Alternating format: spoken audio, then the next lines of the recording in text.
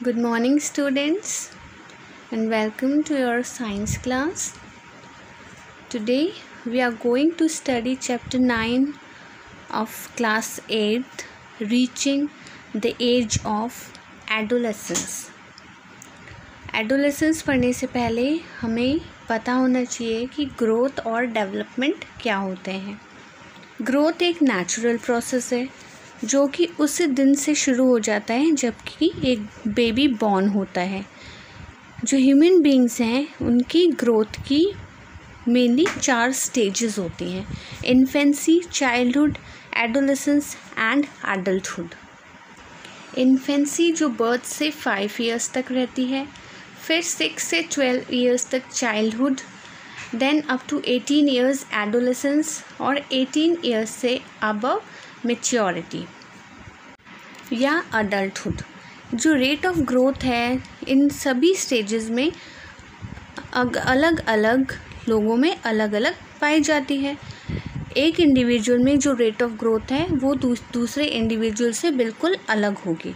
इस चैप्टर में हम जो एडोलेसेंस पीरियड है उसके बारे में पढ़ेंगे, जो कि एक ग्रोथ का बहुत ज़्यादा इम्पॉर्टेंट स्टेज होता है, क्योंकि इस स्टेज में जो बच्चा है वो चाइल्डहुड से एडल्टहुड की तरफ जाता है. तो बहुत सारे ऐसे प्रोसेसेस होते हैं, फिज़िकल चेंजेस होते हैं, इमोशनल चेंजेस होते हैं जिनको वो समझ नहीं पाते हैं और थोड़े शाय और नर्वस हो जाते हैं. एडोलेसेंस वर्ड एक लैटिन वर्ड है जिसका मतलब है टू ग्रो इनटू अडल्टहुड. इसीलिए जो पीरियड है इसको पीरियड ऑफ ग्रोथ कहते हैं, जबकि एक बच्चा एक अडल्ट में डेवलप होता है. ये पीरियड एक ट्रांजिशन पीरियड है चाइल्डहुड से अडल्टहुड की तरफ. और जो एडोलेसेंट एज है WHO के अकॉर्डिंग वो 11 to 19 ईयर्स का जो पीरियड होता है वो एडोलेसेंस पीरियड कहलाता है. और 11 to 19 ईयर्स की एज वाले जो बच्चे होते हैं उन्हें एडोलेसेंट्स या टीनेजर्स कहा जाता है. जो वर्ड है टीन उसका मतलब है एज कवरिंग 13 to 19 ईयर्स. ये जो एडोलेसेंस एज है ये पर्सन टू पर्सन वेरी करती है और सेक्स पे भी डिपेंड करती है. गर्ल्स में जो एडोलेसेंट पीरियड है वो बॉयज़ के कंपैरिजन में थोड़ा जल्दी आ जाता है. एडोलेसेंस पीरियड को भी हम रफली 3 स्टेजेस में डिवाइड कर सकते हैं. Early adolescence 11 to 14 years, middle adolescence 15 to 17 and late adolescence with ages between 18 to 21. Adolescence period में एक स्टेज आती है जिसमें जो बच्चे हैं वो रिप्रोडक्टिव मैच्योरिटी अटेन करते हैं. वो स्टेज कहलाती है पबर्टी. जो फिज़िकल चेंजेस होते हैं जिसमें जो चाइल्ड है वो एक अडल्ट बनता है and is capable of reproduction is called as puberty. The puberty generally occurs between the ages of 10 and 14. The stage of puberty is totally controlled by hormones. जो हार्मोन्स होते हैं पिट्यूटरी के वो स्टिमुलेट करते हैं testis और ovaries को कि वो मेल और फीमेल हार्मोन्स रिलीज़ करें बॉडी में. ड्यूरिंग पबर्टी जो चेंजेस होते हैं वो बहुत फास्ट होते हैं, whether it is physical, social, emotional और intellectual development. First is physical development. Physical development में मेनली जो चेंजेस होते हैं हमारी बॉडी में वो सब आते हैं. बहुत ज़्यादा फास्ट चेंजेस होते हैं, इंक्रीज़ होती है हाइट में, वेट में and they attain sexual maturity. Then intellectual development, जो उनका ब्रेन है वो और ज़्यादा डेवलप होता है, कैपेसिटी डेवलप होती है to solve complex problems and to sense what others are thinking. Next is emotional development. Teenagers में हार्मोन्स के कारण बहुत सारे इमोशंस अराइज होते हैं, वो लेस अफेक्शनेट होते हैं और अपने फ्रेंड्स के साथ ज़्यादा टाइम स्पेंड करना चाहते हैं. इन सोशल डेवलपमेंट, इस पीरियड में बच्चे जो सोशली ज़्यादा इन्वॉल्व रहते हैं और उनका जो फ्रेंड सर्कल है वो और भी ज़्यादा इंक्रीज़ हो जाता है. अपने ही एज के बच्चों के साथ रहना वो ज़्यादा पसंद करते हैं. हमने पढ़ा कि एडोलेसेंस एज में जो बच्चे हैं वो फिज़िकली बहुत ज़्यादा डेवलप होते हैं। तो कुछ फिज़िकल चेंजेस क्या होते हैं जो पबर्टी के साथ होते हैं? Increase in height, change in body shape, voice change, increase activity of sweat glands, development of sex organs, then reaching mental, intellectual and emotional maturity. First है increase in height.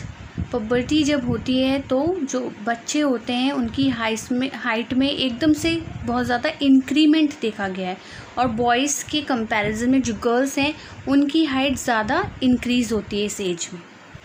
Here is the formula to calculate full height. Present height divided by percentage of full height at this age into 100. That gives the height of that child at the end of the growth period. Now next is voice change. Boys और girls की voice में बहुत ज़्यादा change हो जाता है। Boys में जो voice box होता है या larynx जिसे हम कहते हैं वो बहुत ज़्यादा एनलार्ज हो जाता है और वोकल कॉर्ड्स थिक हो जाती हैं, जिससे वॉइस की जो वॉइस है वो डीप और होर्स हो जाती है।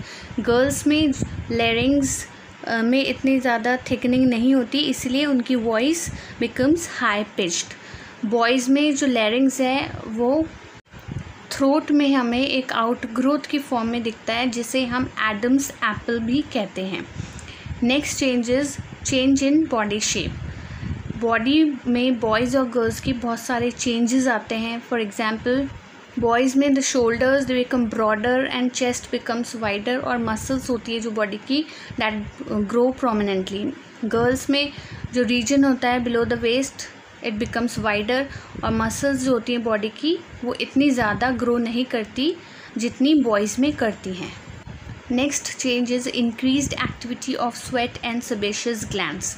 जो स्वेट और सेबेशियस ग्लैंड्स होते हैं वो ऑयल सिक्रीट करते हैं, इनकी सिक्रीशन इंक्रीज़ हो जाती है। इसी वजह से जो इस एज के जो बच्चे होते हैं उनके बॉडी पे या फेस पे एक्ने और पिंपल्स निकलते हैं due to increased activity of these glands.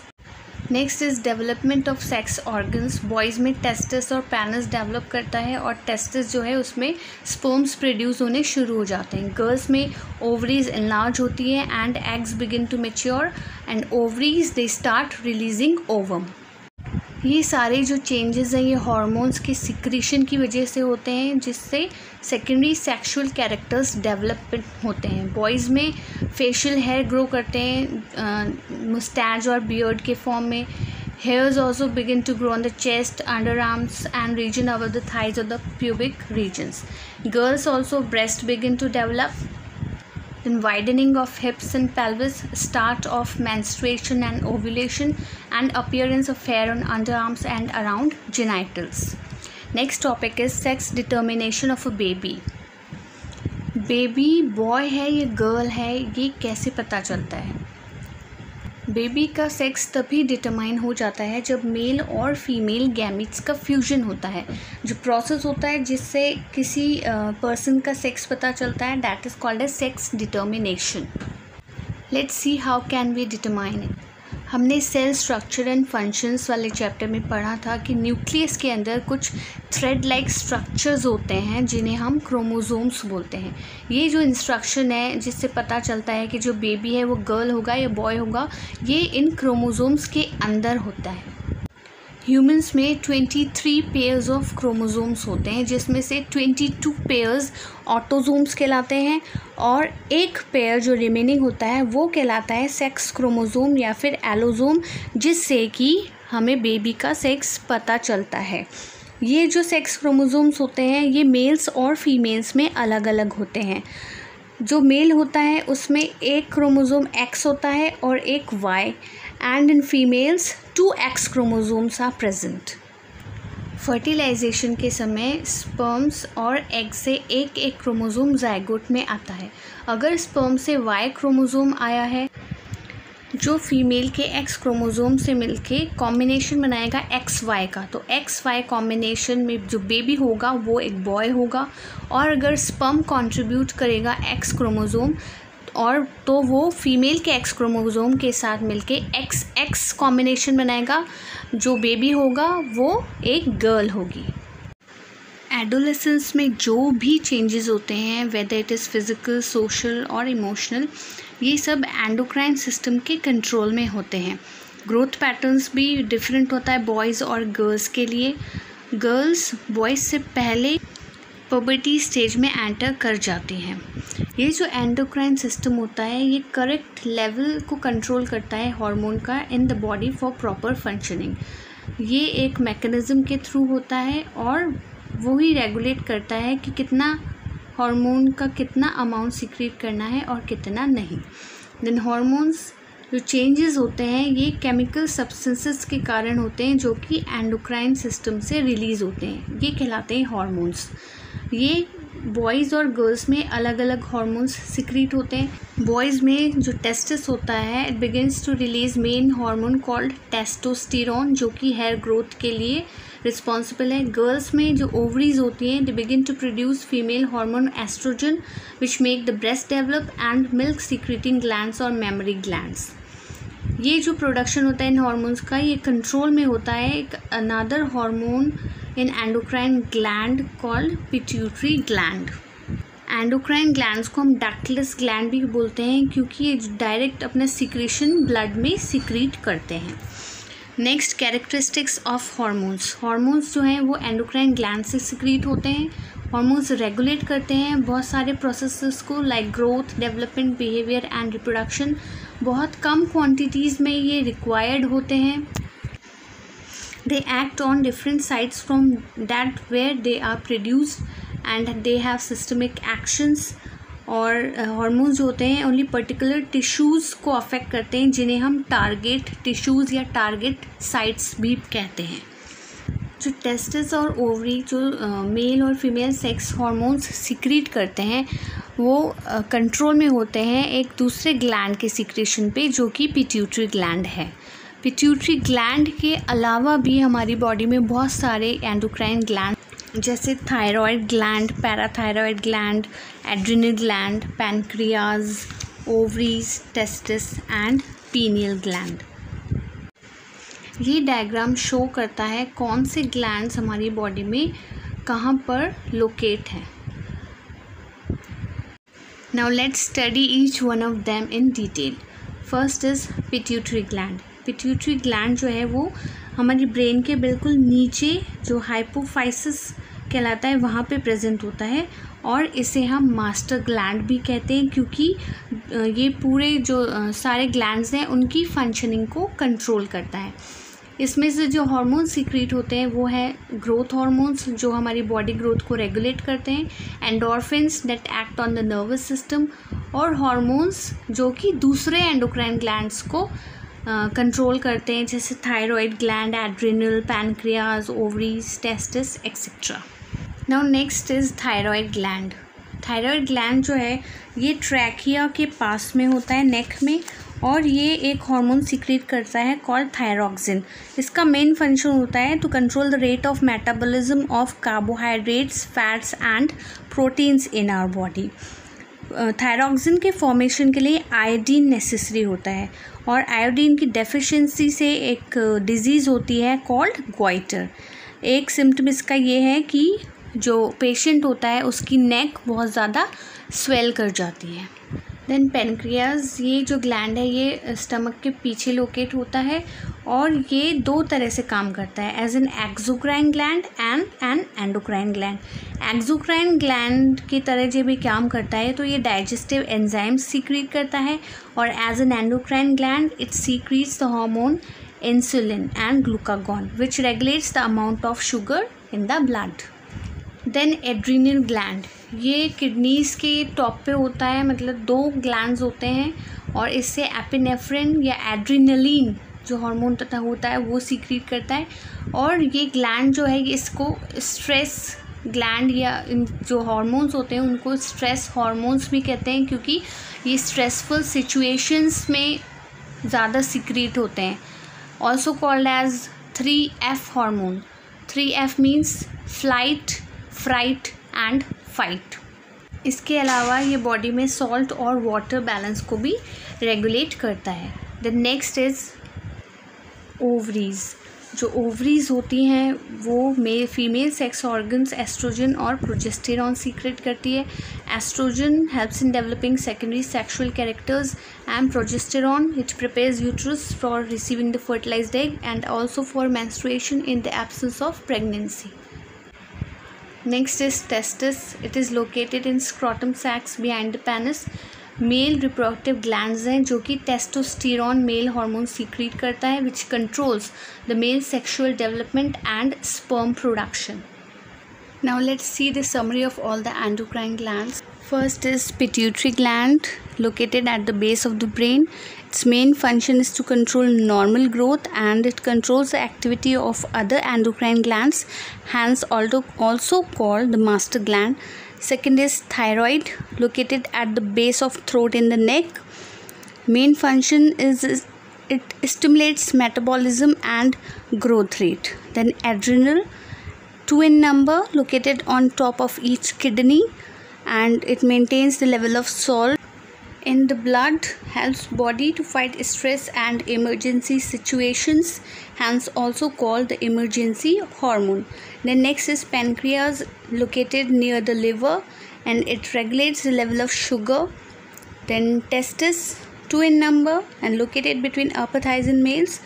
The main function is development of secondary sexual characters in male. And the last is ovaries, located in the pelvic region of females, and the main function is development of secondary sexual characters in females and maintains the growth of uterus during pregnancy. Next is reproductive phase of life in humans. Female में जो reproductive phase है वो puberty पे start होता है और generally 45 to 50 years पे बंद हो जाता है. एक ओवम एक टाइम में मेच्योर करती है and is release by one of the ovaries once in about 28 to 30 days.